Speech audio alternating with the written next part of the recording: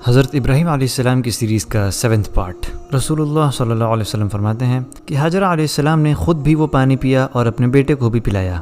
اس کے بعد ان سے فرشتے نے کہا کہ اپنے برباد ہونے کا خوف ہرگز نہ کرنا، کیونکہ یہی اللہ کا گھر ہوگا جسے یہ بچہ اور اس کا باپ تعمیر کریں گے، اور اللہ اپنے بندوں کو ضائع نہیں کرتا۔ اب جہاں بیت اللہ ہے اس وقت وہاں ٹیلے کی طرح زمین اٹھی ہوئی تھی، سیلاب کا دھارا آتا اور اس کے دائیں بائیں سے زمین کاٹ کر لے جاتا۔ اس طرح وہاں کے دن و رات گزرتے رہتے، اور آخر ایک دن قبیلہ جرہم کے کچھ لوگ وہاں سے گزرے۔ یہ قبیلہ جرہم کے چند گھرانے مقام قدا، مکہ کے بالائی حصہ کے راستے سے گزر کر مکہ کے نشیبی علاقے میں انہوں نے پڑاؤ کیا۔ قریب ہی انہوں نے منڈلاتے ہوئے کچھ پرندے دیکھے۔ ان لوگوں نے کہا کہ یہ پرندہ پانی پر منڈلا رہا ہے، حالانکہ اس سے پہلے جب بھی ہم اس میدان سے گزرے ہیں یہاں پانی کا نام و نشان بھی نہ تھا۔ آخر انہوں نے اپنا ایک آدمی یا دو آدمی بھیجے، وہاں انہوں نے واقعی پانی پایا، چنانچہ انہوں نے واپس آ کر پانی کی اطلاع دی۔ اب یہ سب لوگ یہاں آئے۔ اسماعیل علیہ السلام کی والدہ اس وقت پانی پر ہی بیٹھی ہوئی تھیں۔ ان لوگوں نے کہا کہ کیا آپ ہمیں اپنے پڑوس میں پڑاؤ ڈالنے کی اجازت دیں گی؟ حضرت علیہ السلام نے فرمایا کہ ہاں، لیکن اس شرط کے ساتھ کہ پانی پر تمہارا کوئی حق نہیں ہوگا۔ انہوں نے اسے قبول کر لیا۔ اب حاجرہ علیہ السلام کو پڑوسی مل گئے۔ انسانوں کی موجودگی ان کے لیے دل جمع کا باعث ہوئی۔ ان لوگوں نے خود بھی یہاں قیام کیا اور اپنے قبیلے کے دوسرے لوگوں کو بھی بلوا لیا، اور وہ سب لوگ بھی یہیں آ کر ٹھہر گئے۔ اس طرح یہاں ان کے کئی گھرانے آ کر آباد ہو گئے، اور بچہ یعنی اسماعیل علیہ السلام جرہم کے بچوں میں جو جوان ہوا اور ان سے عربی سیکھ لی۔ جوانی میں اسماعیل علیہ السلام ایسے خوبصورت تھے کہ آپ پر سب کی نظریں اٹھتی تھیں، اور سب سے زیادہ آپ بھلے لگتے تھے۔ پھر جرہم والوں نے آپ کے اپنے قبیلے کی ایک لڑکی سے شادی کر دی۔ پھر اسماعیل علیہ السلام کی والدہ کا انتقال ہو گیا۔ اسماعیل علیہ السلام کی شادی کے بعد ابراہیم علیہ السلام یہاں اپنے چھوڑے ہوئے خاندان کو دیکھنے آئے۔ اسماعیل علیہ السلام گھر پر نہیں تھے، اس لیے آپ نے ان کی بیوی سے اسماعیل علیہ السلام کے متعلق پوچھا۔ انہوں نے بتایا کہ روزی کی تلاش میں کہیں گئے ہیں۔ پھر آپ نے ان سے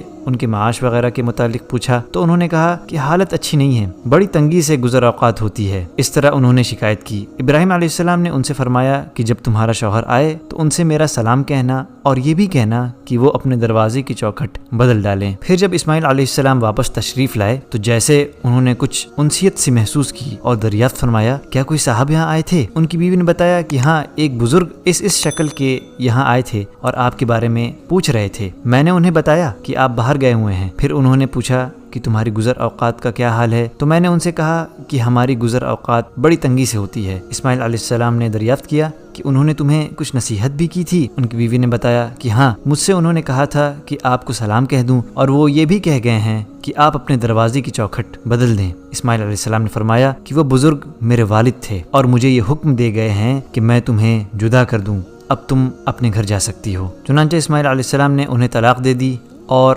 بنی جرہم ہی میں سے ایک دوسری عورت سے شادی کر لی۔ جب تک اللہ تعالیٰ کو منظور رہا ابراہیم علیہ السلام ان کے یہاں نہیں آئے۔ پھر جب کچھ دنوں کے بعد وہ تشریف لائے تو اس مرتبہ بھی اسماعیل علیہ السلام اپنے گھر پر موجود نہیں تھے۔ آپ ان کی بیوی کے یہاں گئے اور ان سے اسماعیل علیہ السلام کے بارے میں پوچھا۔ انہوں نے بتایا کہ ہمارے لیے روزی تلاش کرنے گئے ہیں۔ ابراہیم علیہ السلام نے پوچھا تم لوگوں کا حال کیسا ہے؟ آپ نے ان کی گزر بسر اور دوسرے حالات کے متعلق پوچھا۔ انہوں نے بتایا کہ ہمارا حال بہت اچھا ہے، بڑی فراخی ہے۔ انہوں نے اس کے لیے اللہ کی تعریف اور ثنا کی۔ ابراہیم علیہ السلام نے دریافت فرمایا کہ تم لوگ کھاتے کیا ہو؟ انہوں نے بتایا کہ گوشت۔ آپ نے دریافت کیا، فرمایا کہ پیتے کیا ہو؟ بتایا کہ پانی۔ ابراہیم علیہ السلام نے ان کے لیے دعا کی، اے اللہ ان کے گوشت اور پانی میں برکت نازل فرما۔ نبی کریم صلی اللہ علیہ وسلم نے فرمایا کہ ان دنوں انہیں اناج میسر نہیں تھا، اگر اناج بھی ان کے کھانے میں شامل ہوتا تو ضرور آپ اس میں بھی برکت کی دعا کرتے۔ صرف گوشت اور پانی کی خوراک میں ہمیشہ گزارا کرنا مکہ کے سوا اور کسی زمین پر بھی موافق نہیں پڑتا۔ ابراہیم علیہ السلام نے جاتے ہوئے اس سے فرمایا کہ جب تمہارے شوہر واپس آ جائیں تو ان سے میرا سلام کہنا